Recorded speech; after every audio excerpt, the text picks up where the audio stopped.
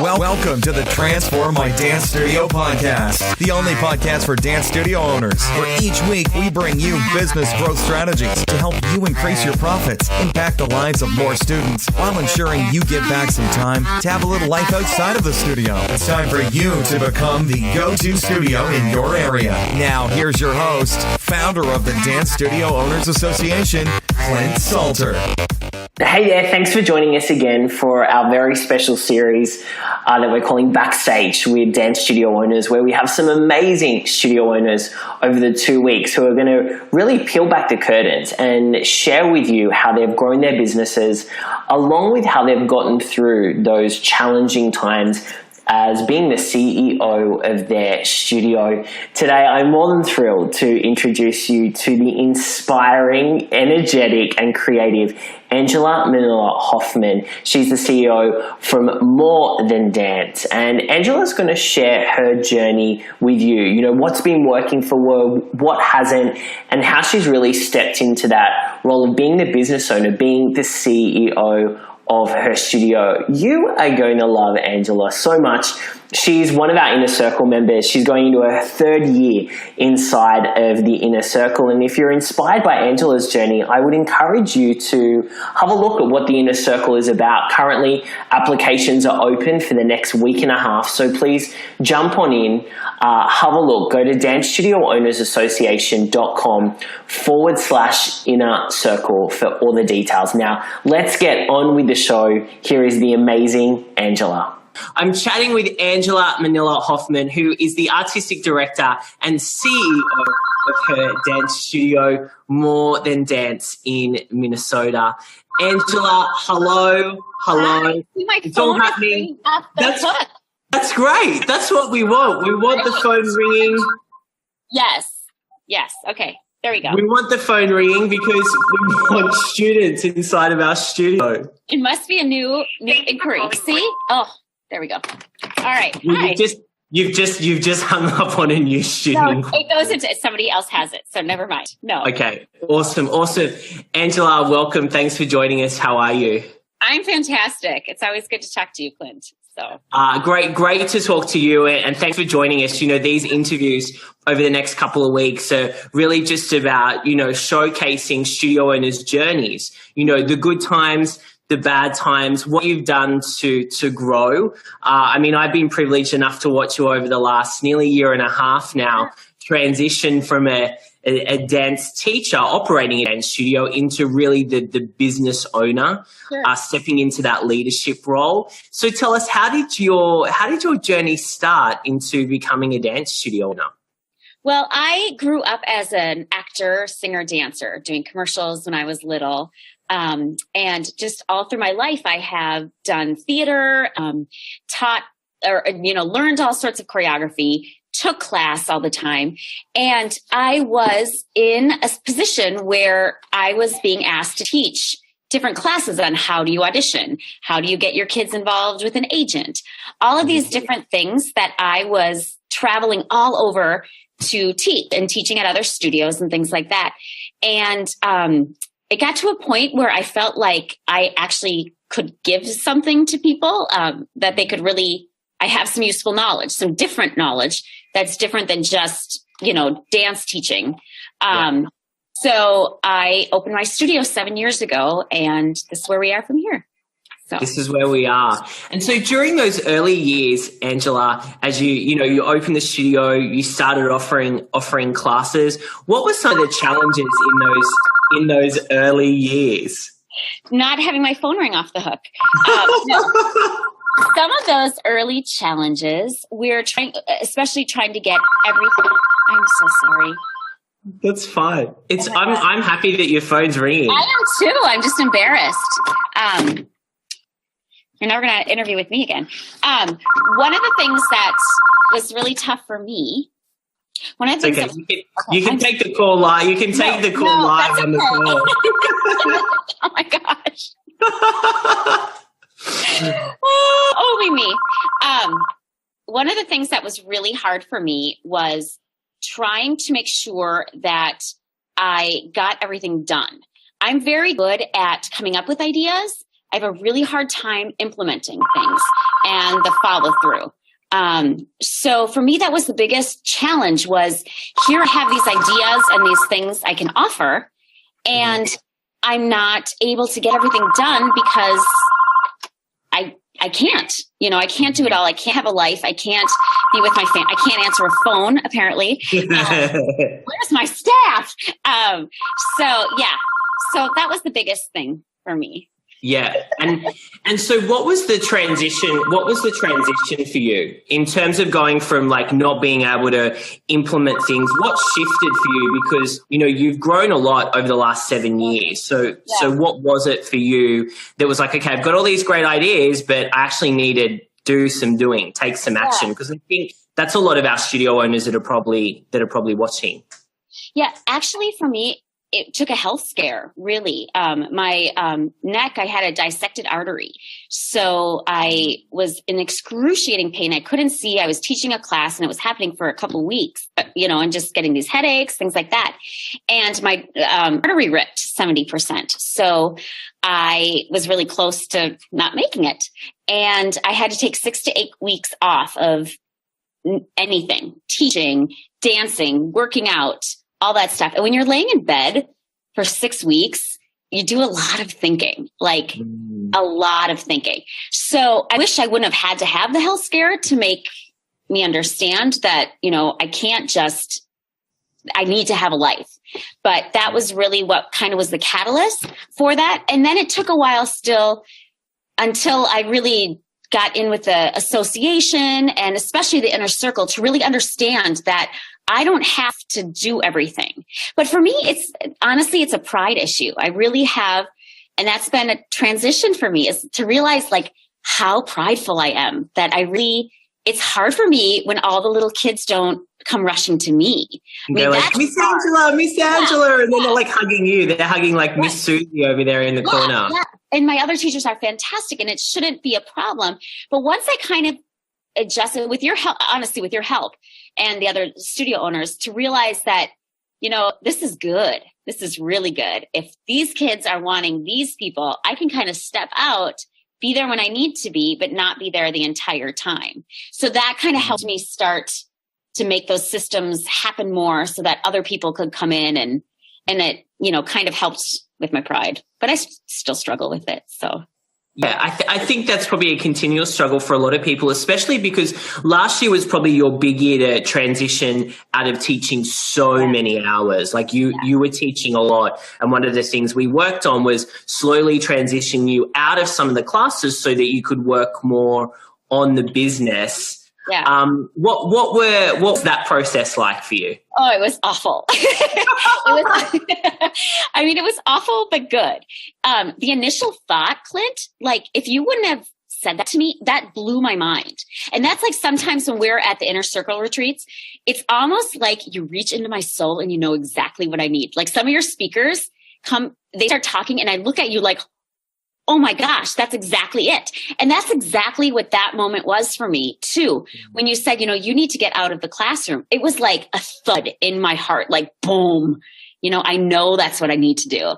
And it was hard. It was hard because I knew it. I really knew that it was the thing to do.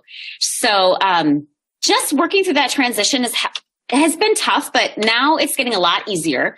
I still find that when I plan the schedule, I think of myself. I need to stop doing that and put other people in. So even, right now, working on next year's schedule, I keep thinking, well, will that work for me? And it's no, I need to know that other people will help with it. So.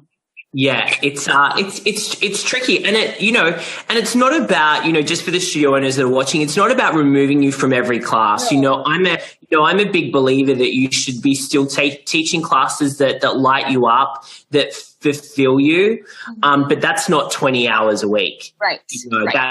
That's the difference, or 30 or 40 hours a week. I know some studio owners are teaching, it's pick a couple of classes a week that you love, that give you so much joy. And then think about like other alternatives like team teaching, or, you know what, to transition. Like I have, you know, like a plan where you transition yourself out of a class, which is like team teaching and watching teachers and that type of thing.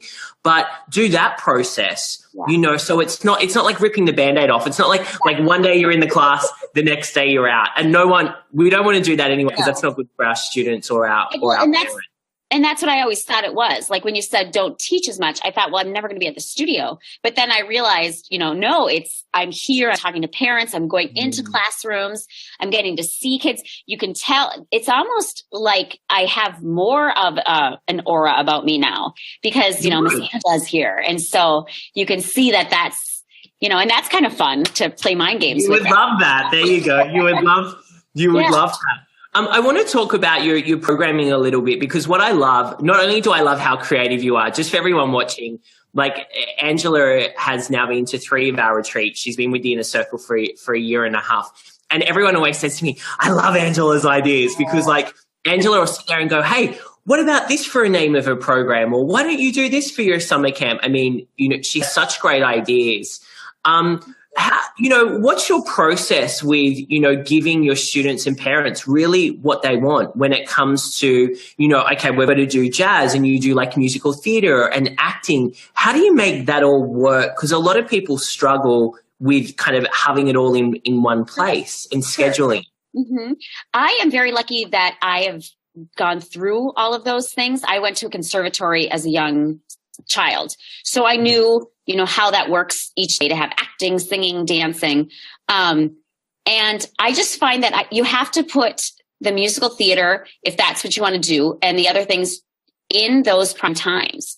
So we have, you know, jazz class going on while we have our musical theater class going on. They're both at 5:00 p.m., you know, but I think what happens a lot of times with studio owners is they'll put those unique kind of classes on a time when nobody's going to come to that if you have to come in on a Sunday at 3:00 or something. But I think that's what a lot of dance studio owners that I know that are my friends, that's what they've done. And then they say, well, the musical theater program doesn't work or the acting program doesn't work. And you have to treat it just as important as the dance aspect of the studio. Otherwise it won't work. I mean, it could go for a little bit, but it's not gonna work if you don't invest what you need, just like the dance, into it. So go ahead. No, I was just going to ask you around what you teach in your musical theatre class. Have you made the program yourself? Talk a little bit about that progress. Yeah. So what we do is I have a professional piano player, a piano player. That's a piano player. That's an easy word. Yeah. And he and actually his wife teaches the choreography aspect of it. So we spend an hour with both of them. We do vocal warm-ups. We do vocal kinds of, you know, tongue twisters, things like that to vocally warm up. Then we do a physical warm-up. And then we work on selection. Usually I do like some kind of theme with it, but we do musicals and Broadway musicals, but then they learn the singing of it and also the choreography. So then we kind of marry it all together. But the piano player and the singing instructor is just as important as the choreographer. I mean, it's a very well-rounded approach for the kids to be. And for them, it's nice too to see, you know, okay, so we need to take it from this bar. You know, the choreographer speaking to the pianist, which often people don't understand. Like there's a whole communication, a whole nother language that you need to know when you're in musical theater that's different than when you're in just a typical jazz class. And I think it's great for our students to learn how they communicate with each other, because when you're in an audition, you know, you need to know how everybody is kind of relating to each other. So that's really how it's developed for us. So. Yeah, I love that. We all saw a musical together. It's making me think of our New York retreat, actually, when everyone was singing and dancing and we saw Something Rotten at the end of one of our days. I love that you talk about this, because it's not the same. And I think, a lot of people, when they want to introduce musical theatre, and we see it a lot inside the association or studio success formula, people wanting to start it, is a lot of people, because we don't know any different, right? We implement it the same as what we do at jazz or a tap or a contemporary class. And so I'm so glad you brought that up. I remember when we started musical theatre the third year in our studio, we brought like 2 people in. Actually, it was a girlfriend and a boy. It was a partnership with a girlfriend and a boyfriend. Yeah. And they did something really similar with the group, because I was like, I love musicals, but I don't know how this works. You know what I mean? And I think sometimes that's what we do as studio owners. We love musicals and we go, musical theatre, here's a backing track. Let's do Beauty and the Beast. Right.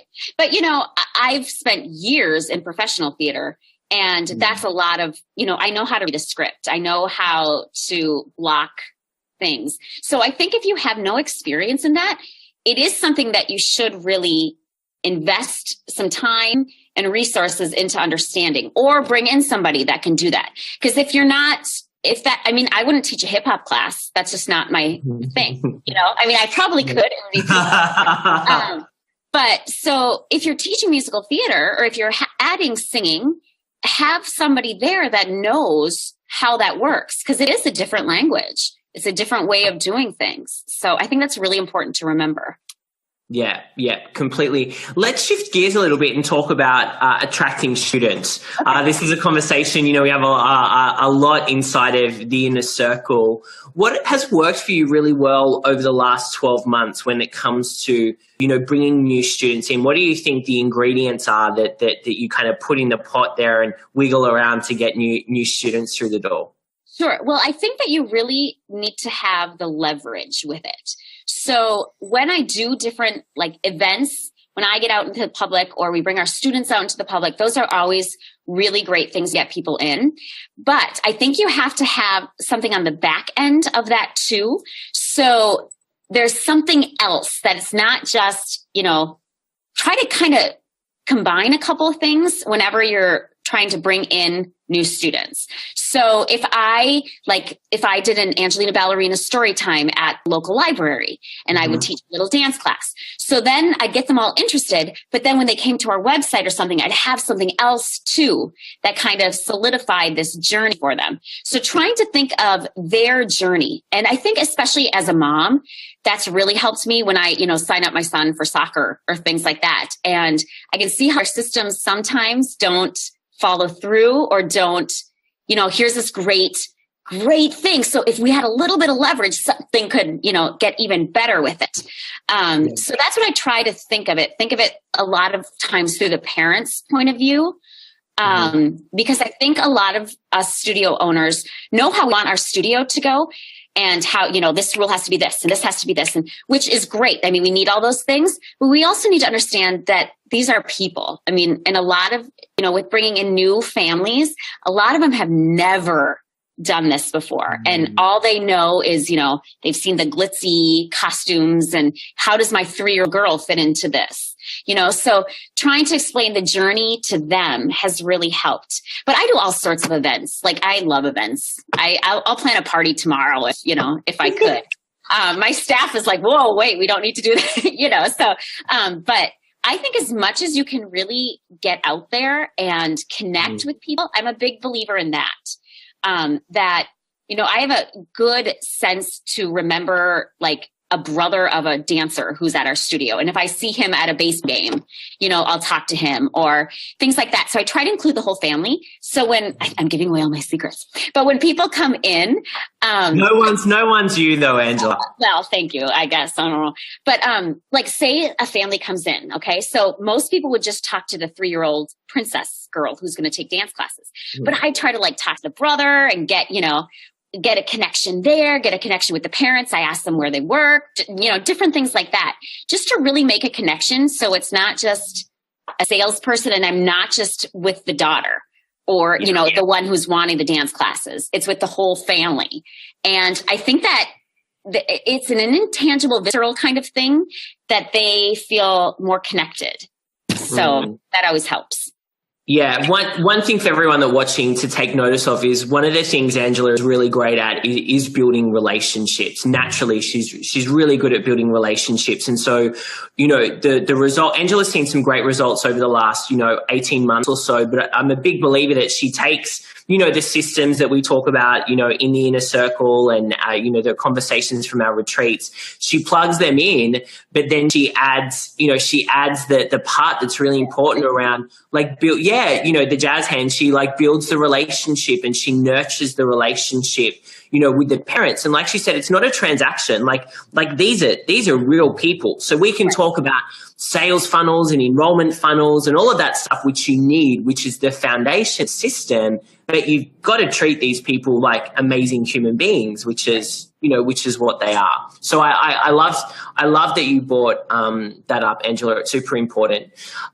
When it comes to retaining your students, this kind of goes together, right? What are you putting in place? What are you working on to ensure that you are providing that wow factor to the students and the parents? Well, I really try to have a sense of gratitude all of the time with my parents and my families, because I know that they could go anywhere, really. So from the bottom of my heart, I truly am grateful to them for choosing my studio, and try to portray that throughout the year with different kinds of things. So I really try to have different kinds of ways to make them feel appreciated. And I talk to them about, what would you do next year? Or, if you could, what would you like your daughter to take class in next year? Or we're going to do this next year. I always try to build up the next year, especially. And we do a full-length musical every other year. So that's kind of nice. So one year is more focused on competition. One year is more focused a little bit on our musical. So it kind of brings everybody together if they're not just on one track. So I think really being appreciative of the people that are here and letting them know throughout the year rather than just, right before, hey, you're going to sign up next year. I think that's important for retention. Yeah, that's great.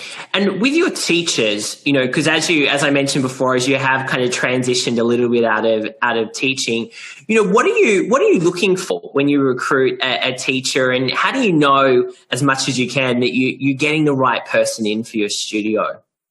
Well, I think I know what my mission is for our studio and the things that are really important to me. And if somebody doesn't understand and really feel that, I can tell right away. For us, we're a pretty wholesome studio, and that's really important to me. So I can kind of weed that out right away. Just with little things, just in the way they dress and the way they talk to people and things like that. So if they don't seem to have the core principles that I want our studio to have, I can kind of tell right away that it's not going to be a good fit. I trial people and have them teach a class, and then get feedback from the parents and students and things like that. But I have actually had to fire somebody this year, and that was huge for me. And I would not have done that 2 years ago, ever. So if people don't fit what we want or what I need for my business, then it's just not going to work.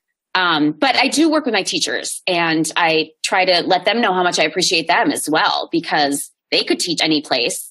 There's studios on every corner. So I'm lucky and blessed to have them. So I really try to let them know that as much as possible. Yeah. It's, again, it always with you, it comes down to the relationship building, building the relationship, nurturing, most importantly, nurturing the relationship. And it's not I truly, it's not like I'm putting on trying to make it's not like they're strategic, like I'm going to do this, and then I'm going to say hello, and then I'm going to give them a hug. Right, exactly. I have a 12-step enrollment process. But it's just, just taking an interest and not just thinking about yourself all the time. It's so easy as a studio owner because it's so lonely. And that's what I love about the inner circle too, is that I can actually talk to other people who are in the same place, who are adults, who are, I'm not talking to kids, but it's not my staff. So I don't have to feel like I can't, bring up something new or things like that. The relationships are huge for me. Yeah, awesome. Angela, to wrap up, as you know, our doors are open for Inner Circle applications at the moment. I would love you just to, who do you think the Inner Circle is right for?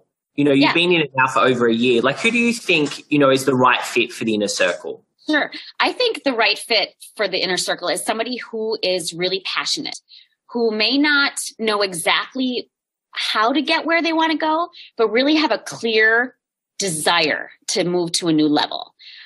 Somebody who's just going to kind of, take all the info and just kind of sit back, blah, blah, blah. I don't think that's right for the inner circle, because I think we'll trample over it. Not, in a bad way. But I think, it's a lot.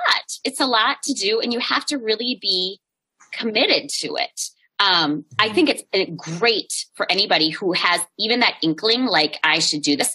Honestly, do it, because it's invaluable. The friendships, the information, the validation in yourself too, knowing that, I can do this. I mean, like my inner circle friends who are friends, I look at them and I think, well, if they can do it, I can do it. And it's not so far out anymore, Mm-hmm. And it's perfect for somebody who needs a roadmap, who really has their hiking gear on and like is ready to step out, but doesn't have the map. So you help provide the map. They're ready to go. Somebody who's like sitting on the couch eating bonbons and is not ready to take the not for you. Please don't apply. If you don't take action. I love a good bonbon too, but like you got to be ready to go. So yeah, that's what I would suggest. Yeah, awesome. Thanks for sharing. Thanks for sharing that, Angela. So lastly, I want one piece of wisdom from you for our studio owners that are watching, that are tuning in today. What's your one piece of wisdom on what it takes to, really live a life that is fulfilling, but also, run a business that works and is successful? Well, I think that you need to wake up every day with a sense of gratitude. Gratitude just for being alive, gratitude that you don't have to sit behind a desk working for somebody else, 50 hours a week. Gratitude that you get to make your own schedule. Gratitude that, those tricky things, those hard times are really worth it once you look back on it. I really think that an attitude of gratitude is really important, because it is hard and it is exhausting some days, and some days you just want to rip your hair out. But man, it is the most rewarding job in the world. It's just magic. When magic happens with your students, with your staff, it's amazing. So bravo to all of you, and keep going. And thank God we have Clint, because he's on the map. Yeah, I've got the map, but you take the action, and like you said, that's the important piece of the puzzle. And I think with the inner circle, I mentioned yesterday on Shauna's interview as well, is that we're very protective of our culture inside of the inner circle, and you described the person so perfectly that we're looking for to apply. So I appreciate you letting everyone know. Angela, such a pleasure. We get a coaching call in a couple of days, and I can't wait for that. But thank you so much for sharing with our studio owners today about your journey and the things you're doing that are working really well. Thank you, Clint. I appreciate it. I hope you really enjoyed that interview and got a lot of value from it. Took a couple of pages of notes maybe on how you can really take your studio to the next level. Now, if you'd like my help and our experts and our coaches, and you'd love to be part of a small group of studio owners from all around the globe, I'd love to invite you to apply for our inner circle. You can go to dancestudioownersassociation.com/inner circle to get all of the details and to fill out your application.